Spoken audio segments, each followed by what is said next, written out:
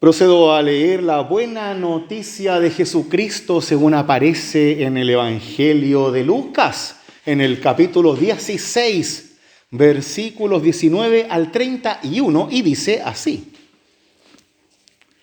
Jesús dijo a sus discípulos: había un hombre rico que se vestía de púrpura y lino finísimo, y cada día hacía espléndidos banquetes. A su puerta, cubierto de llagas, yacía un pobre llamado Lázaro, que ansiaba saciarse con lo que caía de la mesa del rico. Y hasta los perros iban a lamer sus llagas.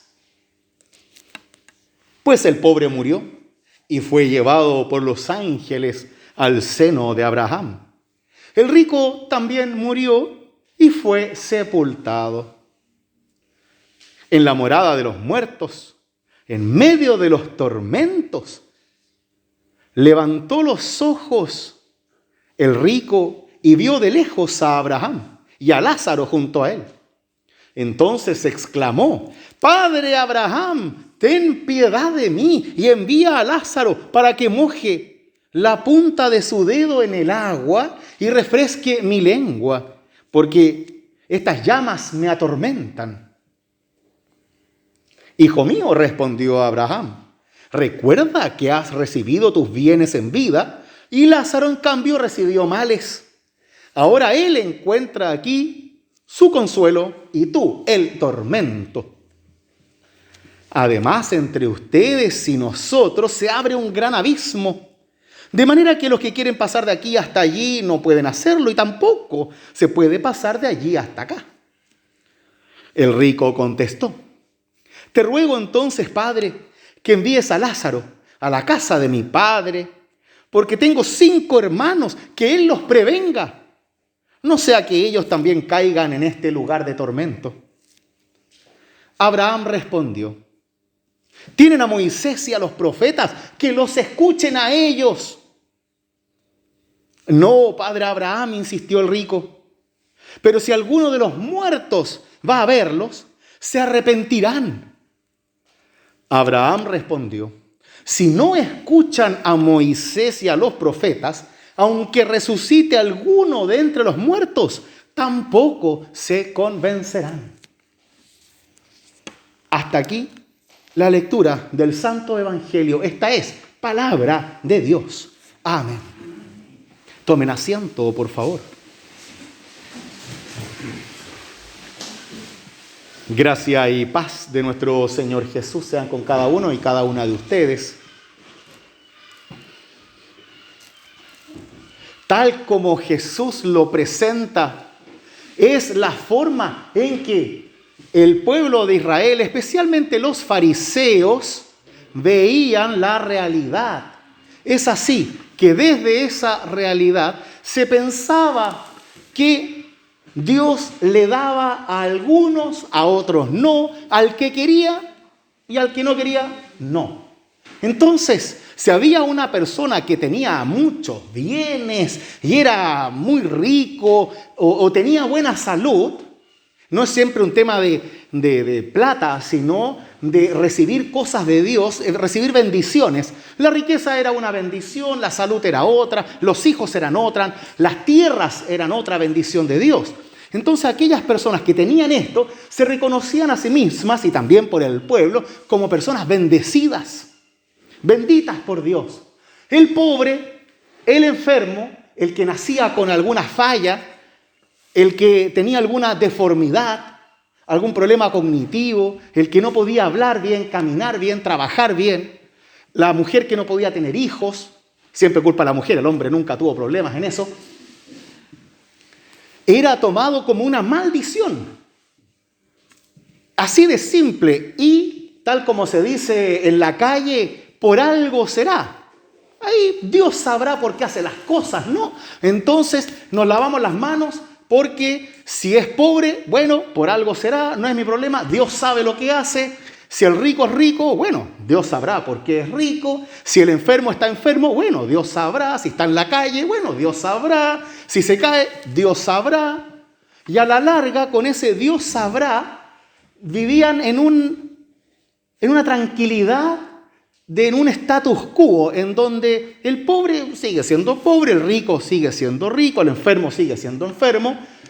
Y mientras uno lo pueda ocultar, bueno, entonces pasa de largo por la indignidad y el juicio social. Pero si no, estabas frito, simplemente te reconocían como un maldito.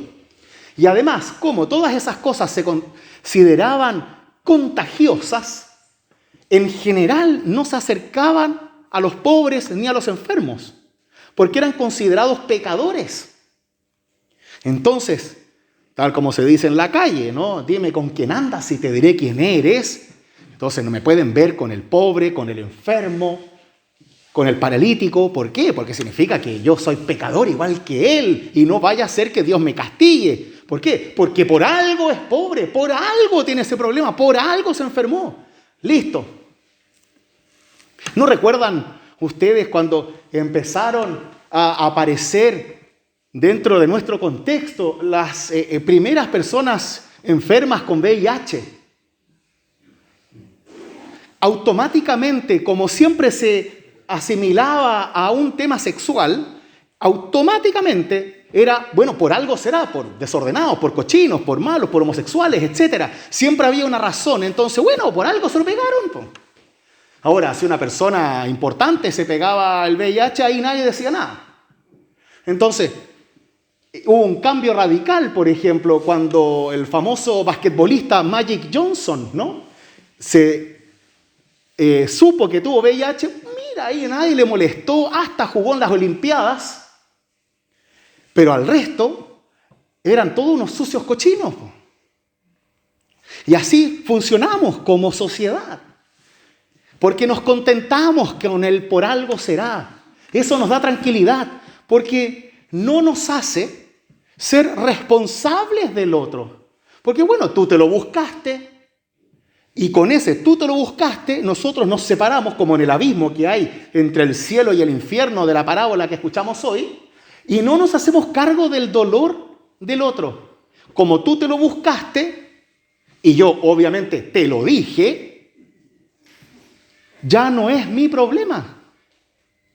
Nos alejamos en un abismo entre el cielo y el infierno, en donde tú estás en el infierno, yo estoy en el cielo.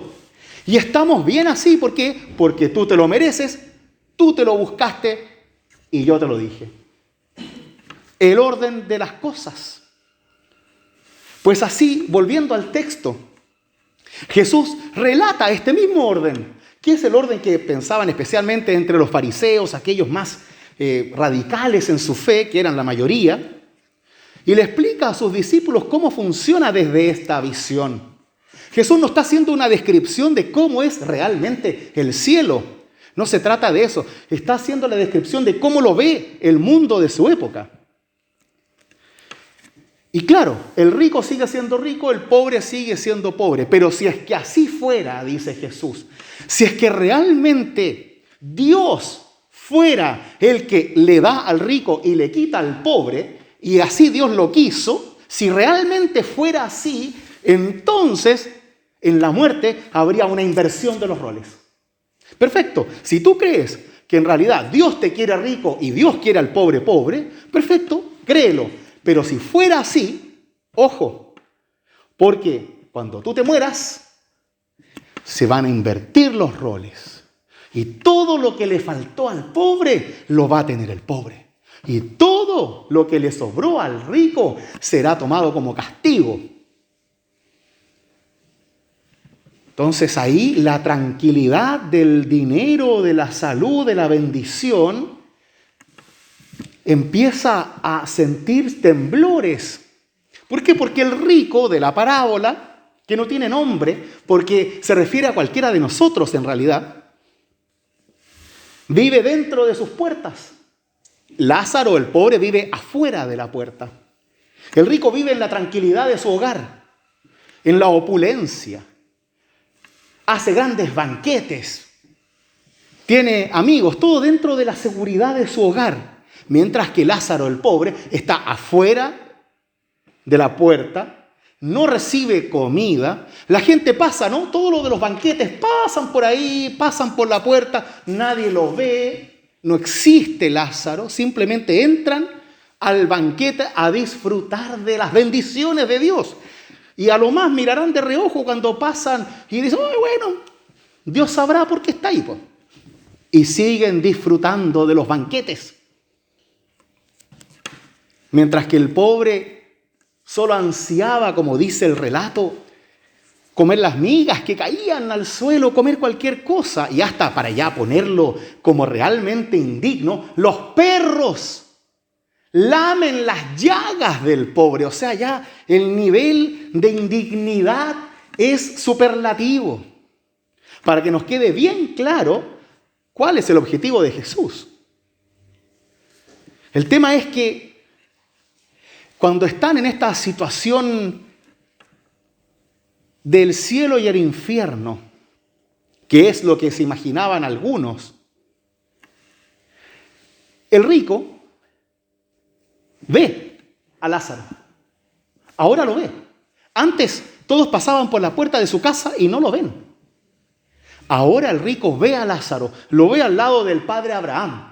Había una antigua tradición en donde se decía que los buenos judíos iban a volver al seno de Abraham, Isaac y Jacob, iban a volver a los padres, reunirse con los padres de la fe. No tiene nada que ver con la resurrección. De hecho, este texto no habla de la fe cristiana sobre la muerte. Relata un problema de la época de Jesús. Entonces, en esta realidad, cielo, infierno, castigo, premio, inversión de los roles, este rico ve a Lázaro y le pide a Abraham que lo mande a traerle agua. Eso pasa, claro, pasa así nomás. Pero lo que está haciendo el rico, es tratar al pobre Lázaro al lado de Abraham como un esclavo. Porque no le está diciendo a Abraham, oye, tírame agua, no sé, ayúdame. Sino que le dice, manda a Lázaro a que moje su dedo y me traiga agua. Así nomás. Mándalo, porque para eso está el pobre, como esclavo. Luego Abraham le dijo, lo lamento, tú ya tuviste mucho, este no ha tenido nada, así que no me lo moleste. Ok, dice el rico, entonces mándalo a hablar con mi padre para que le advierta a mis hermanos que son más malos que yo. De nuevo, es como Lázaro no tiene paz, no tiene dignidad. No, sirve para los mandados del rico nomás. Ahora lo ve, pero ni siquiera lo ve para alegrarse de que está bien o está sano, sino que lo ve solo para servirle a él. Sigue en la misma dinámica, aunque está en este supuesto infierno con tormentos y llamas.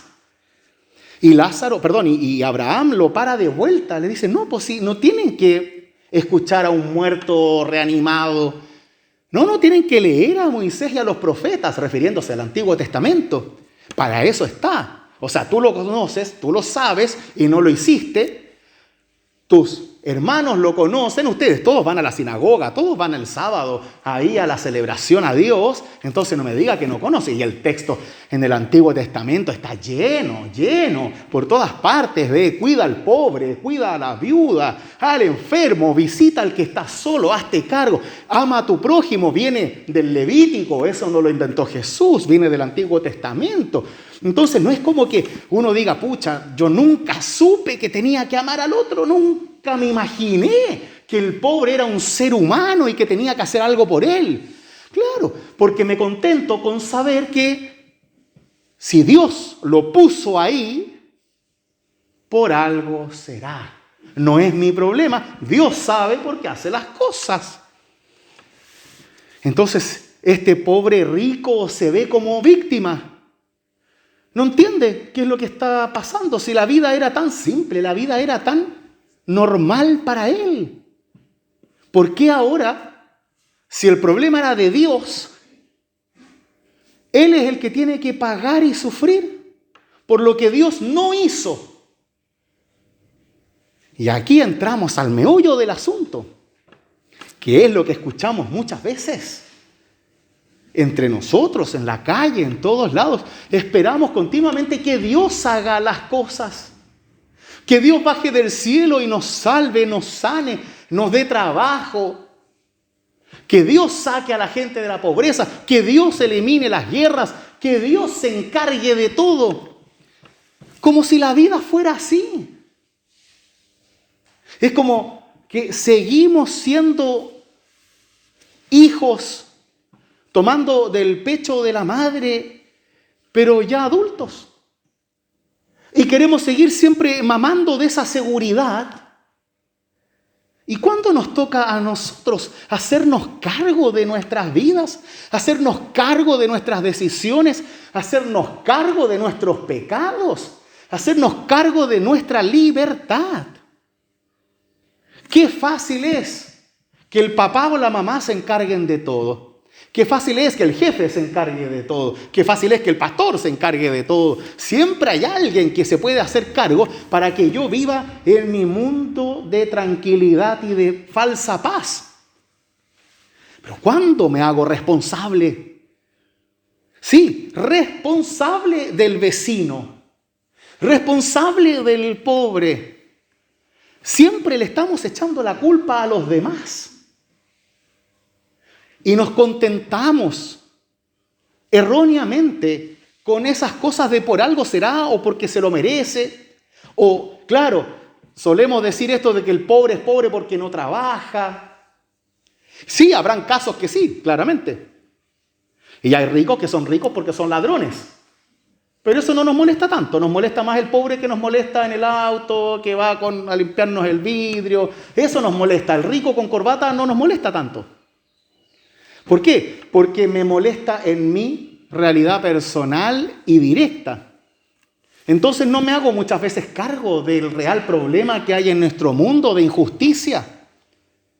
Solo me importa lo que me hace daño a mí. Y una vez que yo dejo de ver al pobre que está ahí, entonces deja de existir. Le quito toda dignidad. Y por ende, me deja de importar. Ya no es mi responsabilidad. Claro, me contento ahora como cristiano porque yo creo en la resurrección y yo creo en Dios, yo creo en el amor de Dios. Pero Jesús nos está diciendo no que nos vamos a ir todo al infierno, sino que tengamos cuidado. Tengamos cuidado de no estar demasiado tranquilos, demasiado felices, demasiado ocultos dentro de nuestra seguridad de cuatro paredes. ¿Por qué? Porque afuera de tu puerta hay personas que sufren. Afuera de tu hogar hay personas que no tienen nada y no los estamos viendo. Afuera de tu puerta hay personas en soledad, personas que están siendo enjuiciadas, personas necesitadas y no las vemos. Está claro, nosotros no estamos haciendo banquetes ni fiestas todo el día, pero eso no significa que no estemos haciendo muchas veces lo mismo del rico, que es simplemente no ver, para no hacernos cargo. Claro, uno podrá decir, ¿y qué tengo yo que ver con el pobre de la esquina? ¿Qué tengo que ver yo con el vecino? Bueno, tenemos que ver porque nosotros tenemos una fe. Que no se trata de creer en un Dios que está sentado en un trono en el cielo, en donde Él es como una especie de película griega y nos mira desde arriba y nos lanza cositas lindas. No, no se trata de eso. Nuestra fe se vive en el mundo real. Y si no aprendemos a vivir la fe en el mundo real, aquí, en donde sangramos, sudamos y sufrimos, entonces simplemente no hay fe. Es solo una idolatría a la creencia de un Dios que existe y que está ahí haciendo cualquier cosa. Pero si no vivimos esa fe de verdad, si es que no vivimos desde el mandamiento del amor de Cristo, entonces no estamos viviendo la fe. Y eso es lo que Jesús quiere que entendamos. Por eso le dice, esto no se trata de milagros. No se trata de que vuelva un muerto a decirte qué es lo que tienes que hacer, porque ya está todo aquí está todo, ya lo sabemos. No hay sorpresas, no hay nada oculto. No es que el Vaticano tiene escondidos los verdaderos textos ahí y nosotros no los conocemos. No, pero si todo lo que necesitamos está aquí. Y eso es lo que Jesús está diciendo. Tienen a Moisés y a los profetas, tienen la palabra de Dios, úsenla. Porque ahí está todo lo que necesitan saber. ¿Para qué? Para vivir una vida de fe real y no imaginaria. Para que seamos responsables y no flojos. Para que abramos los ojos y veamos la necesidad humana y no simplemente pasemos de largo. Porque eso es vivir como cristiano. Y nadie se va a ganar el cielo por eso. Solo estamos haciendo lo que hay que hacer. Así nomás. Solo estamos cumpliendo con nuestro deber. Nada más. No se trata esto de cielo e infierno, de castigo o recompensa. Se trata de aprender a vivir desde la palabra de Dios, con la palabra de Dios y tener a Cristo en los ojos. Para que así, cuando no queramos ver, cuando tratemos de mirar hacia otro lado, sea Cristo mismo quien nos dé vuelta la mirada para que así veamos el destinatario de nuestra deuda de amor. Para que veamos a aquella persona que necesita de mi amor cristiano, no necesita de mí. Necesita de la fe que yo tengo y de cómo esa fe me conduce a buscar una vida mejor para esa persona. A veces puede que esa persona no me escuche, que no me pesque, que tenga otra tradición. Bueno, así es. No todos nos van a seguir, claramente, pero no por eso voy a dejar de hacerlo. ¿Por qué? Porque no es una opción.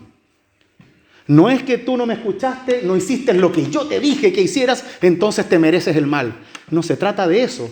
Se trata de acompañar con paciencia, como un hijo que se cae y seguirá siendo tu hijo siempre.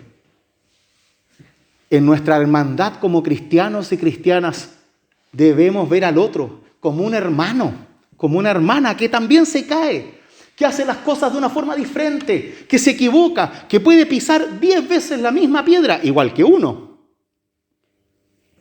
Y así todo, es tu hermano, es tu hermana, y merece, necesita tu amor. No tanto tu fe perfecta ni tu doctrina, necesita de tu amor, de tu dignidad, de tu abrazo, de tu voz, de tu cercanía. Necesita existir porque tú estás al lado. Necesita que tú, que yo, le demos existencia, que quizás alguien le diga una noticia que muchas veces no se escucha, que tú importas, que eres importante, que eres alguien, aunque estés solo, aunque merezcas supuestamente lo que te pasó, eres importante para mí, para Dios. Y Dios quiere lo mejor para ti, no darte castigos, no enseñarte ni darte pruebas. Si te equivocaste, bien, a todos nos toca. ¿Qué hacemos ahora? ¿Cómo salimos adelante? ¿Cómo puedo tomarte la mano y caminar juntos el tiempo que sea necesario? No el que yo creo necesario, el que la persona necesite. Para que así no caigamos en estas divisiones de buenos y malos, de cielos e infiernos, sino en una fraternidad cristiana que permita que cada uno de nosotros obre como un verdadero creyente, que actúe como cristiano, que piense como cristiano, que abrace y que ame como cristiano. Porque eso es lo que Dios quiere. Y eso es lo que leemos en el texto de la palabra de Dios.